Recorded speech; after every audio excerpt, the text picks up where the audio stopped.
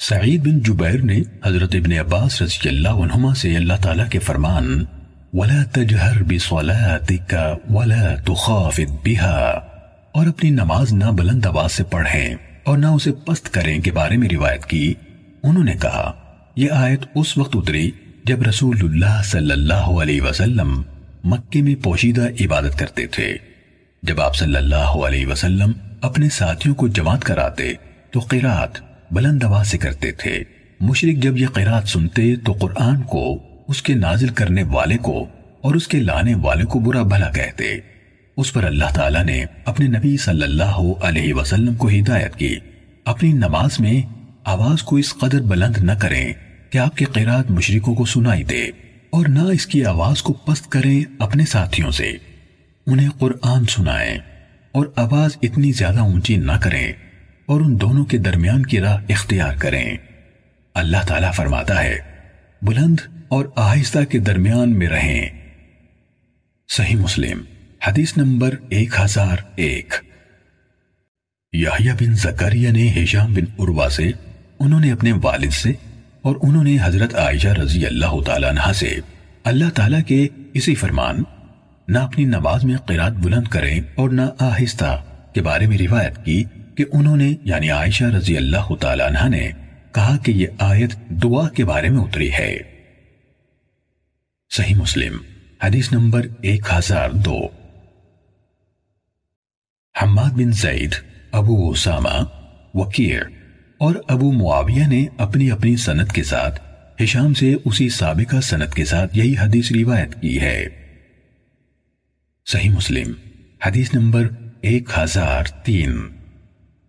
جریر بن عبد الحمید نے موسیٰ بن ابی عائشہ سے، انہوں نے سعید بن جبیر سے، اور انہوں نے حضرت ابن عباس رضی اللہ عنہما سے اللہ تعالیٰ کے فرمان وَلَا تُحَرِّكْ بِهِ لِسَانَكَ لِتَعْجَلَ بِهِ آپ اس کے ساتھ اپنی زبان کو حرکت نہ دیں تاکہ اسے جلدی حاصل کر لیں۔ اس کے بارے میں روایت بیان کی، کہا جب جبرائیل علیہ السلام نبی صلی اللہ علیہ وسلم کے پاس وحی لے کر آتے تو آپ صلی اللہ علیہ وسلم اس کو پڑھنے کے لیے ساتھ ساتھ اپنی زبان اور اپنے ہونٹوں کو حرکت دیتے تھے۔ ایسا کرنا آپ پر گراں گزرتا تھا اور یہ آپ صلی اللہ علیہ وسلم کے چہرے سے معلوم ہو جاتا۔ اس پر اللہ تعالیٰ نے یہ آیات اتاری۔ آپ صلی اللہ علیہ وسلم اس وحی کے پڑھنے کے لیے اپنی زبان کو نہ ہلائیں کہ آپ اسے جلد سیکھ لیں، بے شک اس کو آپ کے دل میں سمیٹ رکھنا اور آپ کی زبان سے اس کی قرات ہمارا ذمہ ہے، یعنی ہمارا ذمہ ہے کہ ہم اسے آپ کے سینہ مبارک میں جمع کریں، اور اس کی قرات بھی ہمارے ذمہ ہے تاکہ آپ قرات کریں۔ پھر جب ہم اسے پڑھیں یعنی فرشتہ ہماری طرف سے تلاوت کرے تو آپ اس کے پڑھنے کی اتباع کریں۔ فرمایا یعنی ہم اس کو نازل کریں تو آپ اس کو غور سے سنیں۔ اس کا واضح کر دینا بھی یقیناً ہمارے ذمہ ہے کہ آپ کی زبان سے لوگوں کے سامنے بیان کر دیں۔ پھر جب جبرائیل علیہ السلام آپ کے پاس وحی لے کر آتے تو آپ صلی اللہ علیہ وسلم سر جھکا کر غور سے سنتے، اور جب وہ چلے جاتے تو اللہ کے وعدے کے مطابق آپ اس کی قرات فرماتے۔ صحیح مسلم حدیث نمبر 1004۔ جریر بن عبد الحمید کے بجائے ابو عوانہ نے موسیٰ بن ابی عائشہ سے، انہوں نے سعید بن جبیر سے، اور انہوں نے حضرت ابن عباس رضی اللہ عنہما سے اللہ کے فرمان آپ اس وحی کو پڑھنے کے لیے اپنی زبان کو نہ ہلائیں کہ آپ اسے جلدی سیکھ لیں کے بارے میں روایت کی کہ نبی کریم صلی اللہ علیہ وسلم وحی کے نزول کی وجہ سے بہت مشقت برداشت کرتے، آپ ساتھ ساتھ اپنے ہونٹ ہلاتے تھے۔ ابن عباس رضی اللہ عنہما نے مجھے کہا میں تمہیں رسول اللہ صلی اللہ علیہ وسلم کی طرح ہونٹ ہلا کر دکھاتا ہوں، تو انہوں نے اپنے ہونٹوں کو حرکت دی، اور سعید بن جبیر نے اپنے شاگرد سے کہا میں اپنے ہونٹوں کو اسی طرح ہلاتا ہوں جس طرح ابن عباس رضی اللہ عنہما انہیں ہلاتے تھے۔ پھر اپنے ہونٹ ہلائے۔ اس پر اللہ تعالیٰ نے یہ آیت اتاری آپ اس وحی کو پڑھنے کے لیے اپنی زبان کو نہ ہلائیں کہ آپ اسے جلد سیکھ لیں، بے شک ہمارا ذمہ ہے اس کو آپ کے دل میں سمیٹ کر رکھنا اور آپ کی زبان سے اس کی قرات، کہا آپ کے سینے میں اسے جمع کرنا، پھر یہ کہ آپ اسے پڑھیں۔ پھر جب ہم پڑھیں یعنی فرشتہ ہماری طرف سے تلاوت کرے تو آپ اس کے پڑھنے کی اتباع کریں۔ ابن عباس رضی اللہ عنہما نے کہا یعنی اس کو غور سے سنیں اور خاموش رہیں، پھر ہمارے ذمے ہے کہ آپ اس کی قرات کریں۔ ابن عباس رضی اللہ عنہما نے کہا اس کے بعد جب آپ کے پاس جبرائیل علیہ السلام وحی لے کر آتے تو آپ غور سے سنتے، اور جب جبرائیل علیہ السلام چلے جاتے تو اسے آپ اسی طرح پڑھتے جس طرح انہوں نے آپ کو پڑھایا ہوتا۔ صحیح مسلم حدیث نمبر 1005۔ سعید بن جبیر نے حضرت ابن عباس رضی اللہ عنہما سے روایت کی، انہوں نے کہا کہ رسول اللہ صلی اللہ علیہ وسلم نے جنوں کو قرآن سنایا نہ ان کو دیکھا۔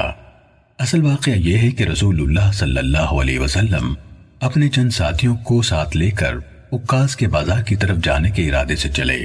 ان دنوں آسمانی خبر اور شیطانوں کے درمیان رکاوٹ پیدا کر دی گئی تھی، یعنی شیطان آسمانی خبریں نہ سن سکتے تھے اور ان پر انگارے پھینکے جانے لگے تھے، تو شیاطین خبریں حاصل کیے بغیر اپنے قوم کے پاس واپس آئے۔ اس پر انہوں نے پوچھا تمہارے ساتھ کیا ہوا؟ انہوں یعنی واپس آنے والوں نے کہا ہمیں آسمان کی خبریں لینے سے روک دیا گیا اور ہم پر انگارے پھینکے گئے۔ انہوں نے کہا اس کے سوا یہ کسی اور سبب سے نہیں ہوا کہ کوئی نئی بات ظہور پذیر ہوئی ہے، اس لیے تم زمین کے مشرق و مغرب میں پھیل جاؤ اور دیکھو کہ ہمارے اور آسمانی خبر کے درمیان حائل ہونے والی چیز کی حقیقت کیا ہے۔ وہ نکل کر زمین کے مشرق اور مغرب میں پہنچے۔ وہ نفری جس نے تہامہ کا رخ کیا تھا گزری تو آپ صلی اللہ علیہ وسلم عکاظ کی طرف جاتے ہوئے کھجوروں والے مقام نخلا میں تھے، اپنے ساتھیوں کو صبح کی نماز پڑھا رہے تھے۔ جب جنوں نے قرآن سنا تو اس پر کان لگا دیے اور کہنے لگے یہ ہے جو ہمارے اور آسمانوں کی خبر کے درمیان حائل ہو گیا ہے۔ اس کے بعد وہ اپنی قوم کی طرف لوٹے اور کہا اے ہماری قوم، ہم نے عجیب قرآن سنا ہے جو حق کی طرف رہنمائی کرتا ہے، اس لیے ہم اس پر ایمان لے آئے ہیں اور ہم اپنے رب کے ساتھ ہرگز کسی کو شریک نہیں ٹھہرائیں گے۔ اس پر اللہ تعالیٰ نے اپنے نبی محمد صلی اللہ علیہ وسلم پر یہ آیت نازل فرمائی، کہہ دیجئے میری طرف یہ وحی کی گئی ہے کہ جنوں کی ایک جماعت نے کان لگا کر سنا۔ صحیح مسلم حدیث نمبر 1006۔ عبد الاعلی نے داؤد سے اور انہوں نے عامر بن شراحیل سے روایت کی، کہا میں نے علقمہ سے پوچھا کیا جنوں سے ملاقات کی رات عبداللہ بن مسعود رضی اللہ عنہ رسول اللہ صلی اللہ علیہ وسلم کے ساتھ تھے؟ کہا علقمہ نے جواب دیا میں نے خود ابن مسعود رضی اللہ عنہ سے پوچھا کیا آپ لوگوں میں سے کوئی لیلۃ الجن میں رسول اللہ صلی اللہ علیہ وسلم کے ساتھ موجود تھا؟ انہوں نے کہا نہیں، لیکن ایک رات ہم رسول اللہ صلی اللہ علیہ وسلم کے ساتھ تھے تو ہم نے آپ کو گم پایا، ہم نے آپ کو وادیوں اور گھاٹیوں میں تلاش کیا، آپ نہ ملے، تو ہم نے کہا کہ آپ کو اڑا لیا گیا ہے یا آپ کو بے خبری میں قتل کر دیا گیا ہے۔ کہا ہم نے بدترین رات گزاری جو کسی قوم نے کبھی گزاری ہوگی۔ جب ہم نے صبح کی تو اچانک دیکھا کہ آپ صلی اللہ علیہ وسلم ہیرا کی طرف سے تشریف لا رہے ہیں۔ انہوں نے کہا کہ ہم نے عرض کی اے اللہ کے رسول، ہم نے آپ کو گم پایا تو آپ کی تلاش شروع کر دی لیکن آپ نہ ملے، اس لیے ہم نے وہ بدترین رات گزاری جو کوئی قوم کبھی گزار سکتی ہے۔ اس پر آپ صلی اللہ علیہ وسلم نے فرمایا میرے پاس جنوں کی طرف سے دعوت دینے والا آیا تو میں اس کے ساتھ گیا اور میں نے ان کے سامنے قرآن کی قرات کی۔ انہوں نے کہا پھر آپ صلی اللہ علیہ وسلم ہمیں لے کر گئے اور ہمیں ان کے نقوش قدم اور ان کی آنکھ کے نشانات دکھائے۔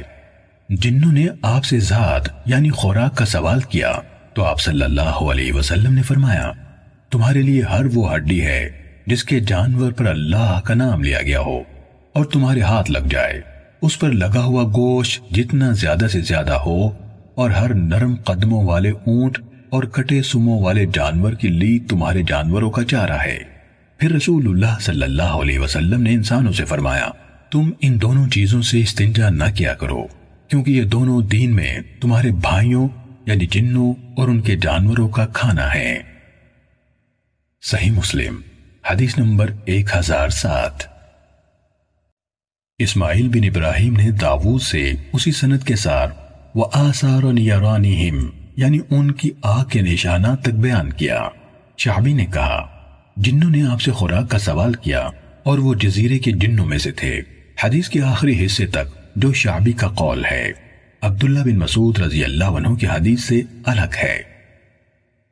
صحیح مسلم حدیث نمبر 1008۔ عبداللہ بن ادریس نے داؤد سے باقی ماندہ سابقہ سند کے ساتھ نبی صلی اللہ علیہ وسلم سے وَآثَارًا يَرَانِهِمْ تک روایت کیا اور بعد والا حصہ بیان نہیں کیا۔ صحیح مسلم حدیث نمبر 1009۔ شعبی کے بجائے ابراہیم نخعی نے علقمہ سے اور انہوں نے عبداللہ سے روایت کی، کہا میں لیلۃ الجن کو رسول اللہ صلی اللہ علیہ وسلم کے ساتھ نہ تھا اور میری خواہش تھی کہ میں آپ کے ساتھ ہوتا۔ صحیح مسلم حدیث نمبر 1010۔ معن بن عبد الرحمن بن عبداللہ بن مسعود حذلی سے روایت ہے، کہا میں نے اپنے والد سے سنا، کہا میں نے مسروق سے پوچھا جس رات جنوں نے کان لگا کر قرآن سنا، اس کی اطلاع نبی صلی اللہ علیہ وسلم کو کس نے دی؟ انہوں نے کہا مجھے تمہارے والد یعنی ابن مسعود رضی اللہ تعالیٰ عنہ نے بتایا کہ آپ کو ان جنوں کی اطلاع ایک درخت نے دی تھی۔ یہ آپ صلی اللہ علیہ وسلم کا معجزہ تھا۔ صحیح مسلم حدیث نمبر 1011۔ حجاج صواف نے یحییٰ بن ابی کثیر سے، انہوں نے عبداللہ بن ابی قتادہ اور ابو سلمہ سے اور انہوں نے حضرت ابو قتادہ رضی اللہ عنہ سے روایت کی، انہوں نے کہا رسول اللہ صلی اللہ علیہ وسلم ہمیں نماز پڑھاتے تو ظہر اور عصر کی پہلی 2 رکعتوں میں سورہ فاتحہ اور 2 سورتیں یعنی ہر رکعت میں سورہ فاتحہ کے بعد ایک سورت پڑھتے اور کبھی کبھار ہمیں کوئی آیت سنا دیتے۔ ظہر کی پہلی رکعت لمبی کرتے اور دوسری رکعت مختصر کرتے اور صبح کی نماز میں بھی ایسا ہی کرتے۔ صحیح مسلم حدیث نمبر 1012۔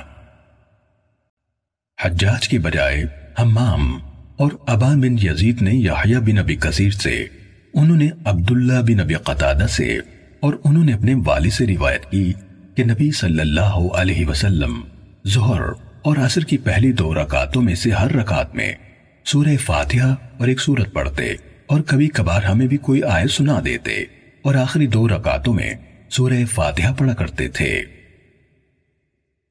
صحیح مسلم حدیث نمبر 1013۔ یحییٰ بن یحییٰ اور ابو بکر بن ابی شیبہ نے حشیم سے، انہوں نے منصور سے، انہوں نے ولید بن مسلم سے، انہوں نے ابو صدیق ناجی سے اور انہوں نے حضرت ابو سعید خدری رضی اللہ تعالیٰ عنہ سے روایت کی، انہوں نے کہا ہم ظہر اور عصر میں رسول اللہ صلی اللہ علیہ وسلم کے قیام کا اندازہ لگاتے تھے تو ہم نے ظہر کی پہلی 2 رکعتوں میں قیام کا اندازہ الف لام میم تنزیل یعنی سورہ سجدہ کی قرات کے بقدر لگایا اور اس کی آخری 2 رکعتوں کے قیام کا اندازہ اس سے نصف کے بقدر لگایا، اور ہم نے عصر کی پہلی 2 رکعتوں کے قیام کا اندازہ لگایا کہ وہ ظہر کی آخری 2 رکعتوں کے برابر تھا اور عصر کی آخری 2 رکعتوں کا قیام اس سے آدھا تھا۔ امام مسلم رحمہ اللہ کے استاد ابو بکر بن ابی شیبہ نے اپنی روایت میں الف لام میم تنزیل کا نام ذکر نہیں کیا، انہوں نے کہا 30 آیات کے بقدر۔ صحیح مسلم حدیث نمبر 1014۔ ابو عوانہ نے منصور سے باقی ماندہ سابقہ سند سے حضرت ابو سعید خدری رضی اللہ تعالیٰ عنہ سے روایت کی کہ نبی اکرم صلی اللہ علیہ وسلم ظہر کی نماز میں پہلی 2 رکعتوں میں سے ہر رکعت میں 30 آیات کے بقدر قرات فرماتے تھے اور آخری 2 میں 15 آیتوں کے بقدر، یا یہ کہا اس پہلی 2 سے نصف، اور عصر کی پہلی 2 رکعتوں میں سے ہر رکعت میں 15 آیتوں کے برابر اور آخری 2 میں اس سے نصف۔ صحیح مسلم حدیث نمبر 1015۔ حشیم نے عبد الملک بن عمیر سے اور انہوں نے حضرت جابر بن سمرہ رضی اللہ تعالیٰ عنہ سے روایت کی کہ کوفے والوں نے حضرت عمر رضی اللہ عنہ سے حضرت سعد رضی اللہ عنہ کی شکایت کی اور اس میں ان کی نماز کا بھی ذکر کیا۔ حضرت عمر رضی اللہ تعالیٰ عنہ نے ان کی طرف پیغام بھیجا، وہ آئے تو حضرت عمر رضی اللہ عنہ نے ان سے کوفہ والوں نے ان کی نماز پر جو اعتراض کیا تھا اس کا تذکرہ کیا تو انہوں نے کہا یقیناً میں انہیں رسول اللہ صلی اللہ علیہ وسلم کی نماز کی طرح نماز پڑھاتا ہوں، اس میں کمی نہیں کرتا۔ میں انہیں پہلی 2 رکعتیں لمبی پڑھاتا ہوں اور آخری 2 میں تخفیف کرتا ہوں۔ اس پر عمر رضی اللہ تعالیٰ عنہ نے فرمایا اے ابو اسحاق، آپ کے بارے میں گمان بھی یہی ہے۔ صحیح مسلم حدیث نمبر 1016۔ حشیم کے بجائے جریر نے عبد الملک بن عمیر سے اسی سند کے ساتھ یہی روایت بیان کی۔ صحیح مسلم حدیث نمبر 1017۔ شعبہ نے ابو عون سے روایت کی، انہوں نے کہا کہ میں نے حضرت جابر بن سمرہ رضی اللہ عنہ سے سنا کہ حضرت عمر رضی اللہ تعالیٰ عنہ نے حضرت سعد رضی اللہ عنہ سے کہا لوگوں نے آپ کی ہر چیز حتیٰ کہ نماز کی بھی شکایت کی ہے۔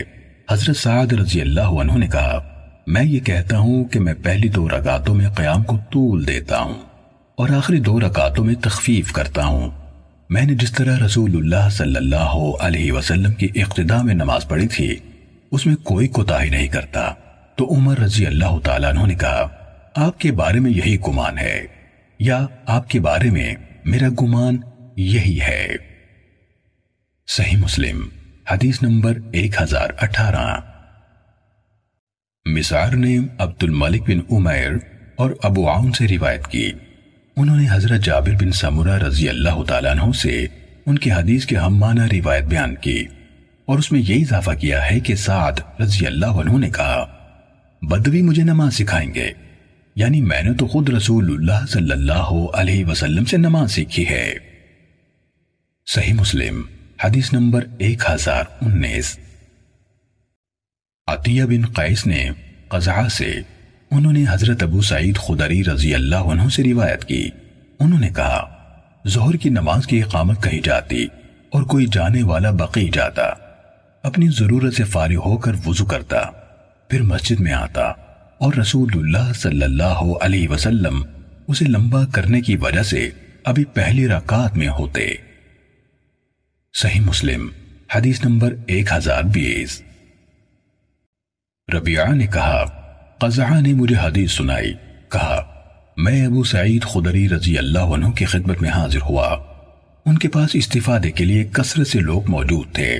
جب یہ لوگ ان سے رخصت ہو کر منتشر ہو گئے تو میں نے عرض کی میں آپ سے ان چیزوں کے بارے میں سوال نہیں کروں گا جن کے بارے میں لوگ آپ سے سوال کر رہے تھے۔ میں نے کہا میں آپ سے رسول اللہ صلی اللہ علیہ وسلم کی نماز کے بارے میں پوچھتا ہوں۔ انہوں نے کہا اس سوال میں تیرے لیے بھلائی نہیں ہے، یعنی کیونکہ تم نماز پڑھانے والے حکمرانوں کے پیچھے ایسی نماز نہیں پڑھ سکو گے۔ انہوں نے ان کے سامنے دوبارہ اپنا مسئلہ پیش کیا تو ابو سعید خدری رضی اللہ تعالیٰ عنہ نے کہا ظہر کی نماز کھڑی کی جاتی اور ہم میں سے کوئی بقیع کی طرف جاتا، اپنی ضرورت پوری کرتا، پھر اپنے گھر آ کر وضو کرتا، اس کے بعد واپس مسجد میں آتا تو رسول اللہ صلی اللہ علیہ وسلم ابھی پہلی رکعت میں ہوتے تھے۔ صحیح مسلم حدیث نمبر 1021۔ حجاج بن محمد نے ابن جریج سے روایت کی، نیز عبد الرزاق نے ہمیں حدیث بیان کی، کہا ابن جریج نے ہمیں بتایا، کہا میں نے محمد بن عباد بن جعفر سے سنا، کہہ رہے تھے مجھے ابو سلمہ بن سفیان، عبداللہ بن عامر بن عاص اور عبداللہ بن مسیب سے عابدی نے حضرت عبداللہ بن سائب رضی اللہ تعالیٰ عنہ سے روایت کرتے ہوئے خبر دی۔ انہوں نے کہا نبی صلی اللہ علیہ وسلم نے ہمیں مکے میں صبح کی نماز پڑھائی تو سورہ مومنون کی قرات شروع کی حتیٰ کہ موسیٰ اور ہارون علیہ السلام کا ذکر آیا یا عیسیٰ علیہ السلام کا ذکر آیا۔ محمد بن عباد کو شک ہے یا راویوں نے اس کے سامنے بیان کرتے ہوئے اختلاف کیا ہے۔ اس وقت رسول اللہ صلی اللہ علیہ وسلم کو کھانسی آنے لگی تو آپ رکوع میں چلے گئے۔ عبداللہ بن صاحب رضی اللہ تعالیٰ عنہ بھی اس نماز میں موجود تھے۔ عبد الرزاق کی روایت میں ہے آپ صلی اللہ علیہ وسلم نے قرات قطع کر دی اور رکوع میں چلے گئے، اور ان کی حدیث میں راوی کا نام عبداللہ بن عمر ہے، آگے ابن عاص نہیں کہا۔ صحیح مسلم حدیث نمبر 1022۔ حضرت عمر بن حریث رضی اللہ تعالیٰ عنہ سے روایت ہے کہ انہوں نے رسول اللہ صلی اللہ علیہ وسلم کو فجر کی نماز میں واللیل اذا عسعس یعنی قسم ہے رات کی جب وہ جانے لگتی ہے پڑھتے ہوئے سنا۔ صحیح مسلم حدیث نمبر 1023۔ ابو عوانہ نے زیاد بن علاقہ سے اور انہوں نے حضرت قطبہ بن مالک رضی اللہ تعالیٰ عنہ سے روایت کی، انہوں نے کہا میں نے نماز پڑھی اور ہمیں رسول اللہ صلی اللہ علیہ وسلم نے نماز پڑھائی۔ آپ صلی اللہ علیہ وسلم نے قاف والقرآن المجید پڑھی حتیٰ کہ آپ نے والنخل باسقات یعنی اور کھجور کے بلند و بالا درخت پڑھا تو میں اس آیت کو بار بار ذہن میں دہرانے لگا اور آپ نے جو کہا مجھے اس کے مفہوم کا پتہ نہ چلا۔ صحیح مسلم حدیث نمبر 1024۔ ابو عوانہ کی بجائے شریک اور سفیان بن عیینہ نے زیاد بن علاقہ سے اور انہوں نے حضرت قطبہ بن مالک رضی اللہ عنہ سے روایت کی کہ انہوں نے فجر کی نماز میں نبی اکرم صلی اللہ علیہ وسلم کو وَالنَّخْلَ بَاسِقَاتٍ لَهَا طَلْعٌ نَضِيدٌ یعنی اور کھجور کے بلند و بالا درخت پیدا کیے جن کے خوشے تہ بتہ ہیں کی قرات کرتے ہوئے سنا۔ صحیح مسلم حدیث نمبر 1025۔